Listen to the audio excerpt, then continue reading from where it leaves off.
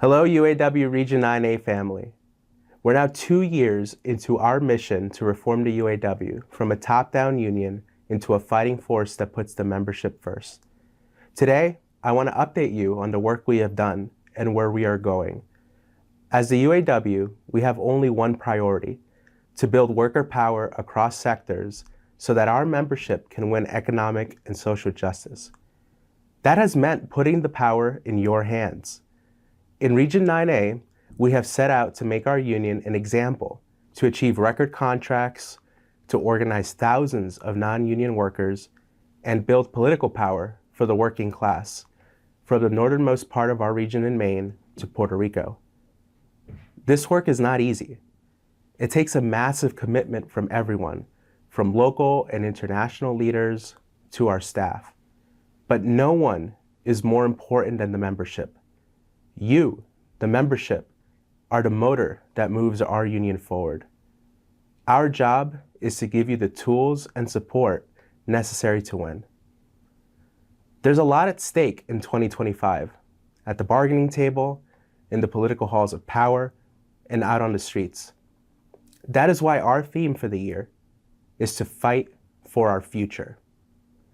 It is only through unity, solidarity, and struggle that we will be able to defeat the forces in this country that want to move us backwards. No matter who's in political office, a strong union is still the best way to fight for economic and social justice. We have examples all around us.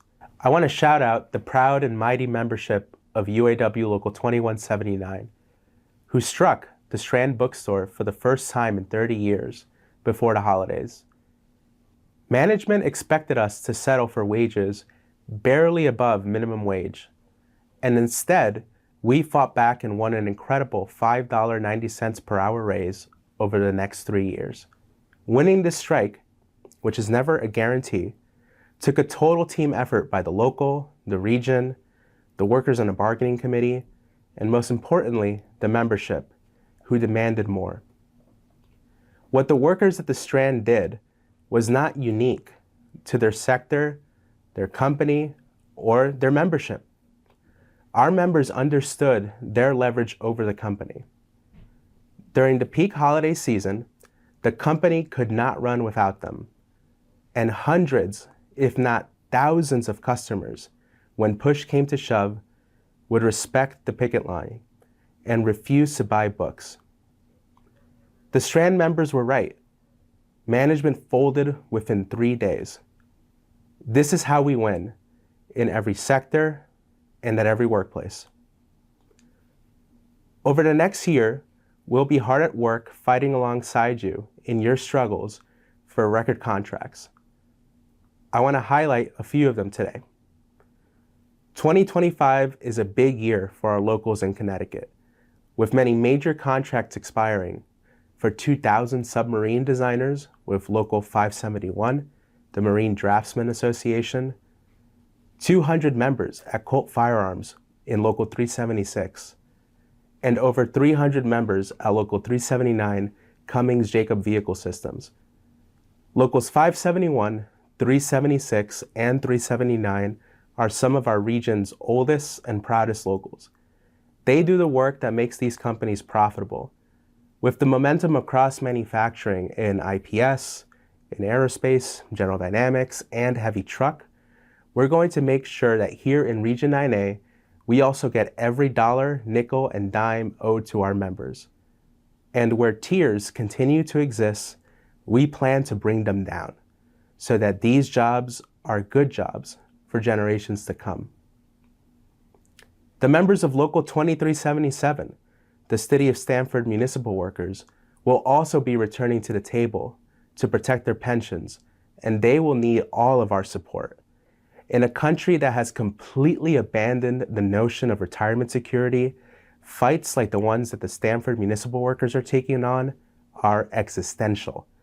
At Local 2121, the members at Foxwoods will also bargain for their fair share and to keep the casino accountable. Foxwoods also continues to serve as an inspiration to casino workers in other states, especially our UAW siblings in New Jersey, to keep casinos smoke-free and our members healthy and safe on the job. Our region also has some news in the Big Three this year. In 2023, as we all know, our union waged the historic stand-up strike against the Big Three automakers. Through that strike, we won major gains, such as cost of living adjustments, record raises, we ended wage tiers, and we got commitments to reopen closed plants like Belvedere. Since then, one of the companies, Stellantis, has done nothing but try to go back on their word. We were not going to sit by as a company undermined its commitment to the membership. So we launched the Keep the Promise campaign at Stellantis locals across the country. We have the right to strike in all Big Three contracts when the companies threaten plant closures. So locals across the country are taking strike votes. In Region 9A, Stellantis consolidated our parts distribution centers in Boston and in New York, and they already opened a new one in Fishkill, New York, where our members from those two other locations will now work. In response, we formed a new local in Fishkill, and this year, they are going to be bargaining their first local agreement, and the region will be at the table with them. I know many of you who are not Stellantis members, UAW members in all different sectors and locals, you walked the picket line in solidarity with them at the New York and Boston PDCs during the stand-up strike. Our Stellantis members are going through some major changes right now in their lives as this move happens. They will need our support as they try to win fair conditions at their new facility. Our fight against austerity and corporate greed continues in Puerto Rico. Last year, members from all of our locals rallied, calling on La Junta, the Washington-appointed board that governs Puerto Rico's debt, to stop the freeze on economic raises. For years now, Promesa has effectively made it that public sector unions on the island cannot bargain over economics. All contracts in Puerto Rico in the public sector have to be approved by La Junta. La Junta has held the line that raises and benefits cannot be touched until they carry out their plan, which is to completely restructure Puerto Rico's economy. It is unacceptable for workers to be years now without a raise, without added retirement security, and without healthcare improvements. So Local 2396 took on the fight. They represent over 3,000 members at comedores escolares, school cafeteria workers. They put on the pressure with public rallies and workplace actions, and as a result, with their pressure, they won major wage increases for the majority of their unit. Now, La Junta is trying to go back on the deal that Local 2396 agreed to with the Department of Education and deny justice for the rest of the membership in the local. The fight on the island against the devastation of austerity for all of our public sector locals continues, and our members in both the public and private sectors will continue to push back. The only solution is to mobilize our membership around our common demands for fairness and justice. At every single one of these campaigns, we are going to demand what is rightfully ours. We know that gains in bargaining are not actually won at the negotiating table. They are won through membership power. The best way to fully unleash the power of the membership is through a contract campaign. You see, management does not move because you make a good argument or you seem reasonable. They move when they know that they must. Remember, as Walter Reuther said, power is the ability of a labor union, like the UAW, to make the most powerful corporation in the world say yes when it wants to say no. In a contract campaign, we harness the power of our membership and make it clear to the boss that the bargaining committee's demands are the membership's demands. Over the last year, our UAW has sparked a movement to win record contracts well beyond the Big Three. At Daimler Truck and Cornell University, two different industries, heavy truck and higher education, we ended blackout bargaining. The idea that management and our union would bargain behind closed doors. Instead, We learned that winning a record contract requires us to engage the membership, communicate updates about bargaining, and take public collective action with our coworkers. Here in Region 9A, we take this approach seriously in all of our bargaining. And two campaigns specifically, at Mount Sinai amongst postdocs and at the Bronx Defenders amongst legal services workers, serve as two great examples. So, our team developed two booklets available to you online and soon in hard copy, so that alongside the Daimler truck case study for manufacturing, you can also study the Bronx Defenders contract campaign in the TOP, nonprofits, and legal services sector, and the Mount Sinai postdoc contract campaign for higher education. We are constantly developing new materials and trainings, and our team is ready to assist your local in your contract fights, wherever you may be. But this work is not going to happen because of our great staff. It depends on you all as members. I want to express my appreciation to every member this year who participated in trainings, who went to Black Lake for conferences, and who attended regional events. There is more to come this year. Your time and effort builds our movement. In Region 9A, we also have a proud tradition of committing to new organizing. We believe that organizing and bargaining go hand in hand. There's nothing unique or different about our approach. It's based on a tried and true concept that a worker-led strategy can win. This is what has motivated workers at Coolidge Corner in Boston to fight to win their union with Local 1596. This past year, we also welcomed new members into Local 259 from City World Ford, South Shore Kia, and Empower Solar. Local 259 is also pushing to win a first contract with Mercedes-Benz of Manhattan, a dealership that uses all the dirty tricks in the union busting book. In Local 2320, in the nonprofit industry, after years-long fights at the table, members at Make the Road New York and Penn America won first contracts. Local 2110 kept up their impressive organizing with wins at Harper's Magazine and at the American Folk Art Museum.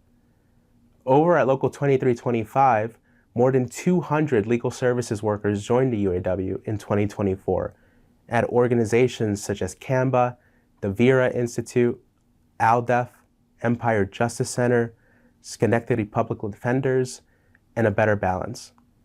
Local 2322 in Massachusetts also welcomed Smith College child care workers and trans health workers into our UAW family. Local 2179 has been busy well beyond the Strand.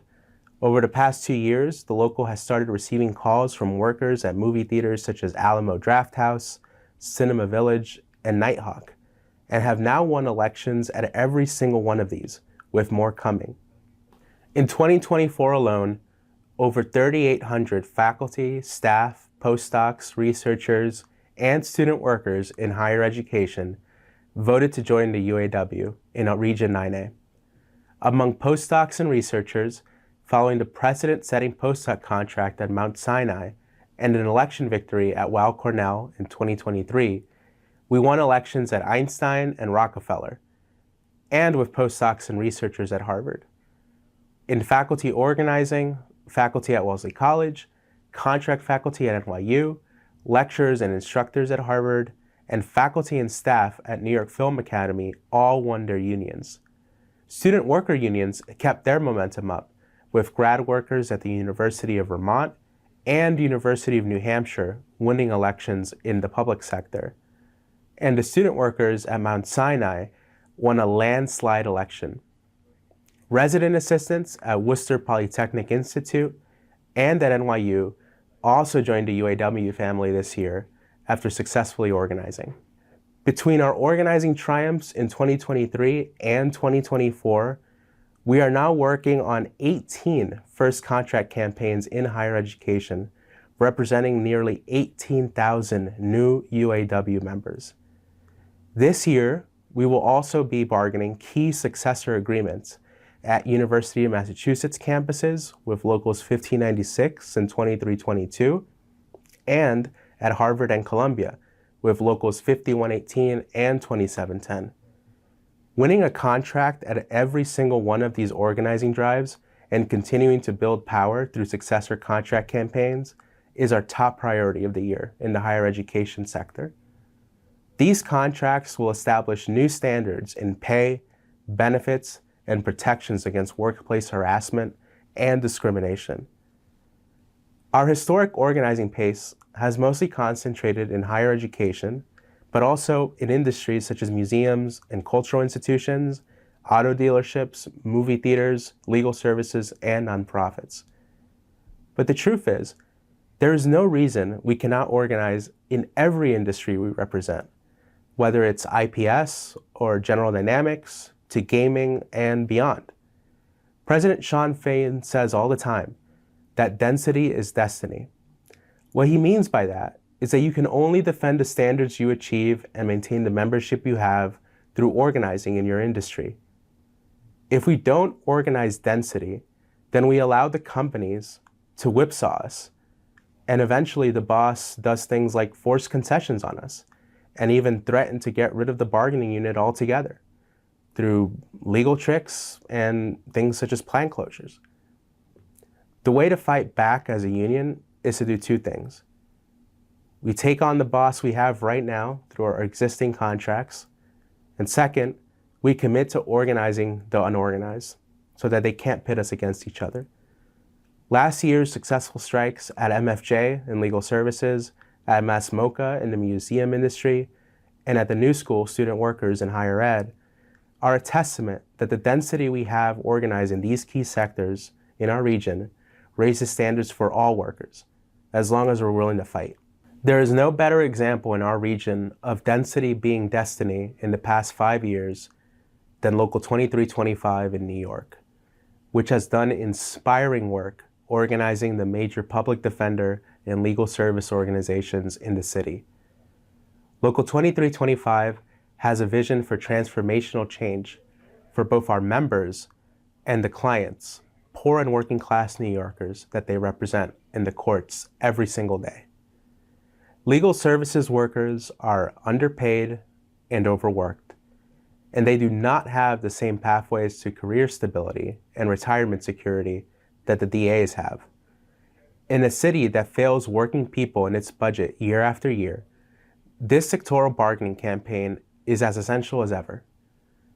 Come July 1st, 2025, with contracts that cover 1,700 members set to expire, we are in a great position to tell the bosses and elected officials that if we don't get a fair contract, we have the power to shut down the courts. We know that our work gets harder this year after the re-election of Donald Trump. Our union kept no secret as to who we endorsed in the election, but we came up short.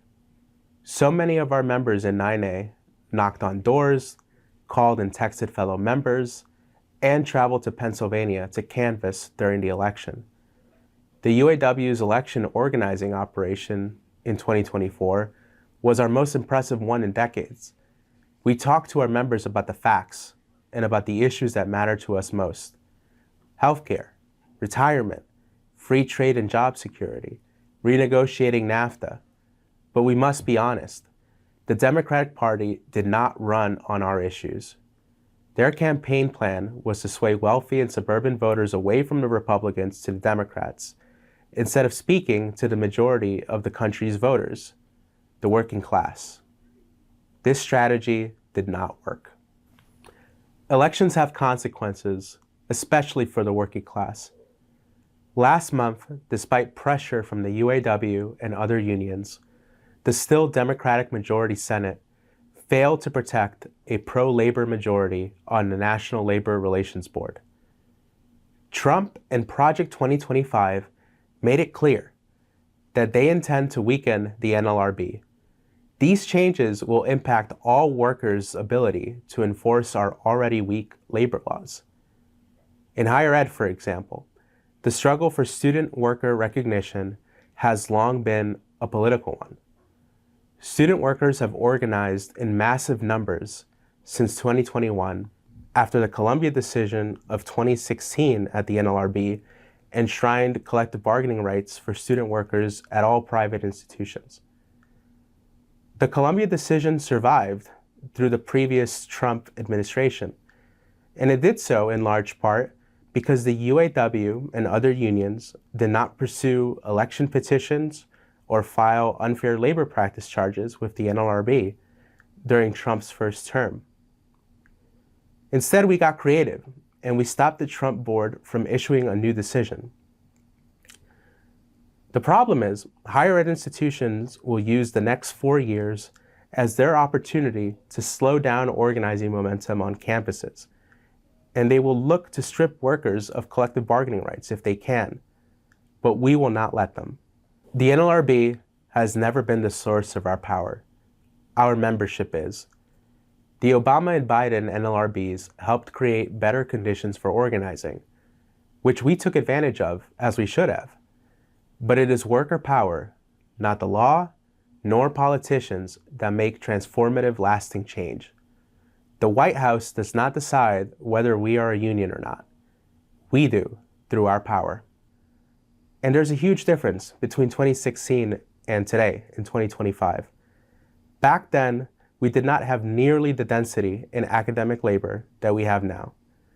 And just because we won't turn to the NLRB does not mean we won't fight back against union busting, against retaliation, and bad faith bargaining.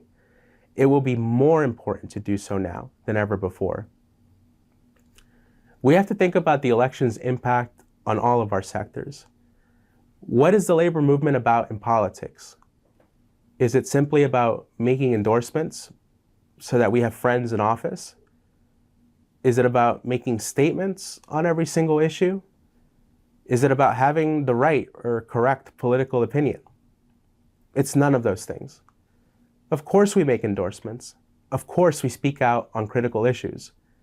But we only do so when it serves a greater purpose, which is building power for our membership and the working class as a whole.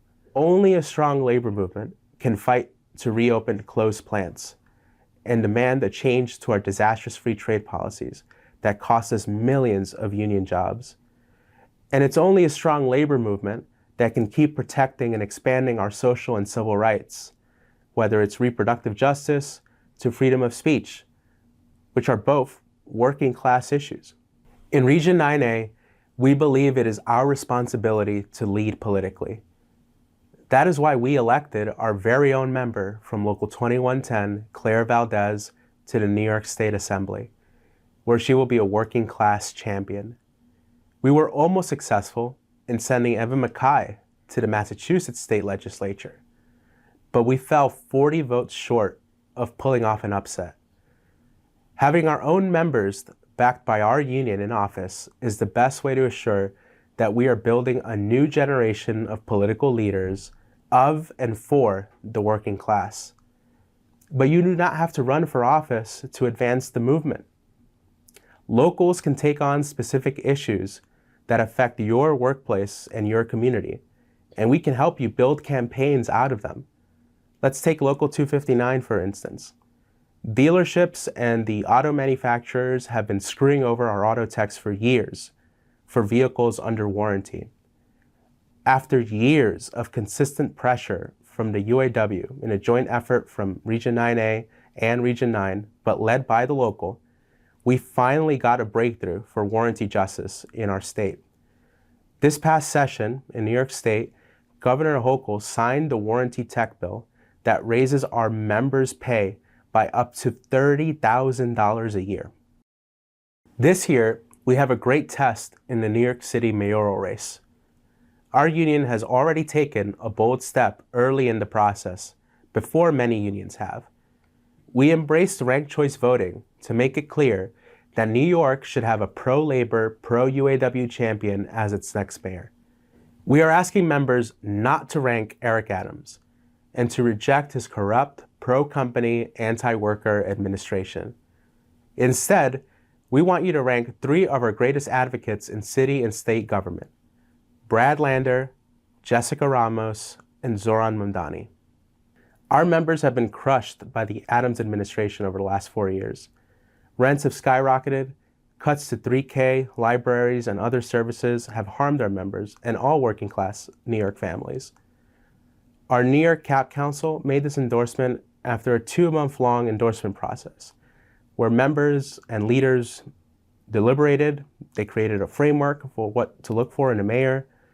We then reviewed questionnaires, we interviewed the candidates in forums, and then we provided feedback to the council. The CAP Council then met, discussed, and voted unanimously to make an endorsement. I am proud of the CAP Council for leading this charge. Our endorsements are not freely given. They are earned. We've said this over and over again over the last 2 years, and we have to do this at the local and regional level. We're building up our CAPs and political programs across the region so that all of our locals in all states can ensure that UAW is a leader for the entire working class. Today, we have seen just how big and diverse we are. Yet, what unites us is that we have a common enemy and a common goal. That enemy, the billionaires and millionaires that want to keep us down. The goal? To shift the balance of power towards workers and labor and away from the elites that only care for profit and self-interest. We can build genuine worker political power and at the same time defend against the attacks on our trans members. We can build a broad labor movement in this country and at the same time defend the rights of immigrant workers. We do that by focusing on the real causes that produce our crisis: runaway inequality, corporate greed, and anti-worker free trade policies. We can commit to campaigns focused on our issues here at home while continuing to speak out for international solidarity and for peace, not war. As a union, we will be stronger for it. It's our future that we're fighting for.